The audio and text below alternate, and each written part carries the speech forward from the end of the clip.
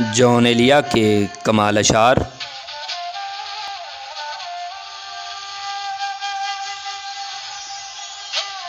براہ کرم چینل کو سبسکرائب کیجیے، شکریہ۔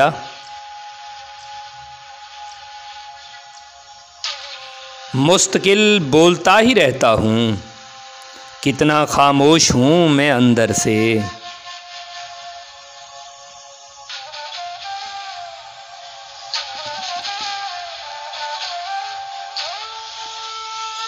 کیا ستم ہے کہ اب تیری صورت غور کرنے پہ یاد آتی ہے۔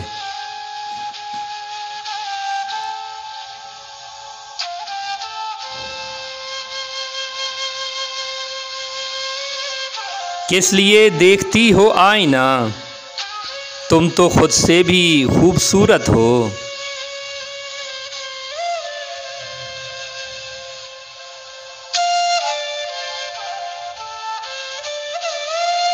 جو گزاری نہ جا سکی ہم سے، ہم نے وہ زندگی گزاری ہے۔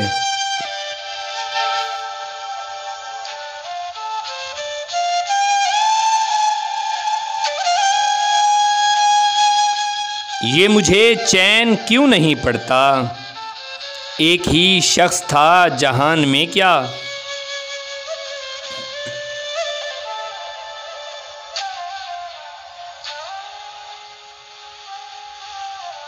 میں بھی بہت عجیب ہوں، اتنا عجیب ہوں کہ بس خود کو تباہ کر ڈالا اور ملال بھی نہیں۔